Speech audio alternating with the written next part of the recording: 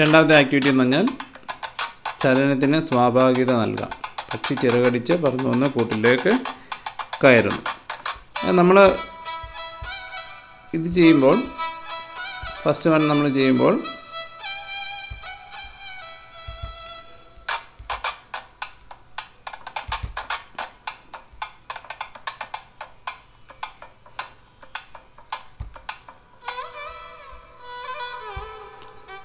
പക്ഷി ഒഴുകി വന്ന് കയറുന്നതായിട്ടാണ് കാണുന്നത്.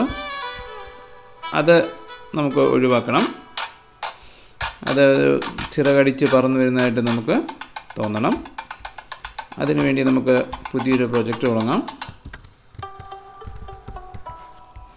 ഓക്കെ, എൻ്റെ ഫ്രെയിം മോഡ്, ബാക്ക്ഗ്രൗണ്ട് മോഡിൽ നമ്മൾ ആവശ്യമായ മാറ്റങ്ങൾ വരുത്തുന്നു. ബാക്ക്ഗ്രൗണ്ടിലേക്ക് സീനറിയും അതുപോലെ തന്നെ നെസ്റ്റും കൊണ്ടുവച്ചിട്ടുണ്ട്. ഇനി ഫ്രെയിം മോഡിലേക്ക് പോകുന്നു. ഫ്രെയിം മോഡിൽ പോയിട്ട് ഒന്നാമത്തെ ഫ്രെയിമാണ് എടുക്കുന്നത്. ഒന്നാമത്തെ ഫ്രെയിമിൽ നമുക്ക് ഇമ്പോർട്ട് ബിറ്റ് മാപ്പിൽ പാരറ്റ് 1 എന്നുള്ളത് ഓപ്പൺ ചെയ്യുന്നു. അതിനെ നമ്മൾ പിടിച്ച് ഇനിഷ്യൽ പൊസിഷനിലേക്ക് കൊണ്ടുവയ്ക്കുന്നു. വലുപ്പമൊക്കെ കുറയ്ക്കാം. ഇനി രണ്ടാമത്തെ ഫ്രെയിം എടുക്കുന്നു. രണ്ടാമത്തെ ഫ്രെയിമിലേക്ക് ഇമ്പോർട്ട് ബിറ്റ് മാപ്പ് പാരറ്റ് 2 എന്ന് ക്ലിക്ക് ചെയ്യുന്നു. രണ്ടാമത്തെ പൊസിഷനാണത്. പിന്നെ ഇതിനെ കുറച്ച് മുമ്പിലേക്ക് കയറ്റി വെക്കുന്നു. വലിപ്പം ഒന്ന് കുറയ്ക്കാം. ഇപ്പോൾ 2 ഫ്രെയിമായി. ഇനി ചെയ്യാവുന്നത് ഒന്നാമത്തെ ഫ്രെയിമിനെ കോപ്പി ചെയ്തു മൂന്നാമത്തെ ഫ്രെയിമിലേക്ക് പേസ്റ്റ് ചെയ്യുന്നു. അപ്പോൾ അതിനെ കുറച്ച് മുന്നോട്ട് കയറ്റി വെക്കുന്നു.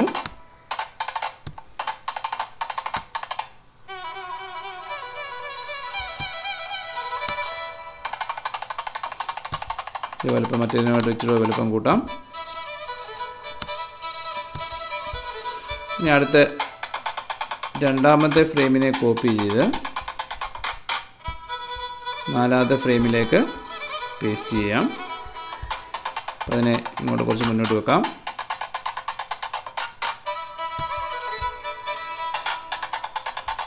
അങ്ങനെ മുന്നോട്ട് പോകണം. രണ്ടാമത്തെ ഫ്രെയിം കോപ്പി ചെയ്ത്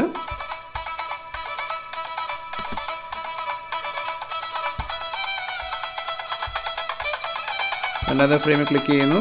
കോപ്പി ഫ്രെയിം ചെയ്യുന്നു. നാലാമത്തെ ഫ്രെയിമിലേക്ക് പേസ്റ്റ് ചെയ്യുന്നു.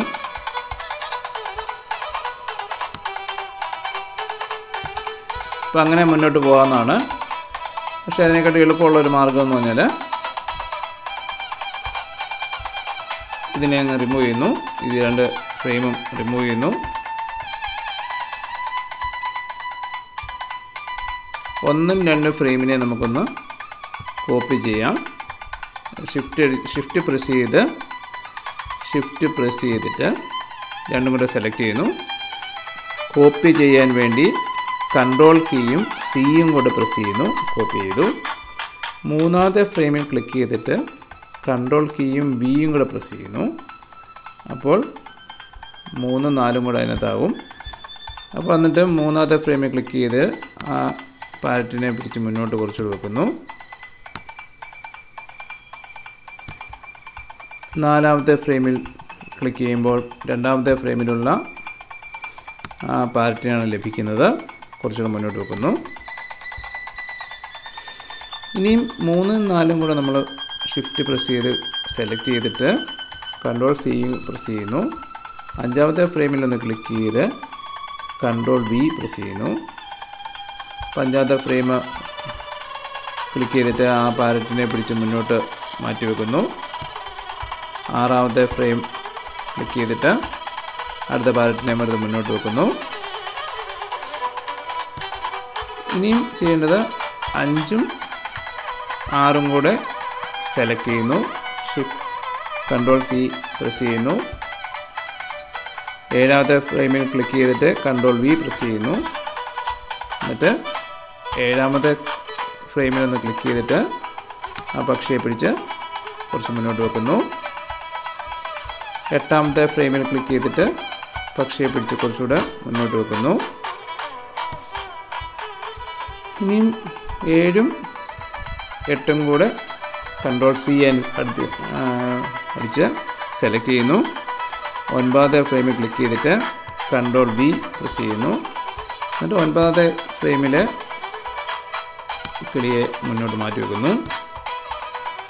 10ാമത്തെ ഫ്രെയിമിൽ ഒന്നുകൂടെ ഇതിനെ മുന്നോട്ട് മാറ്റി വെക്കുന്നു. ഇനിയും 9നെ മാത്രം കോപ്പി ചെയ്താലും മതി. 9നെ കോപ്പി ചെയ്തു.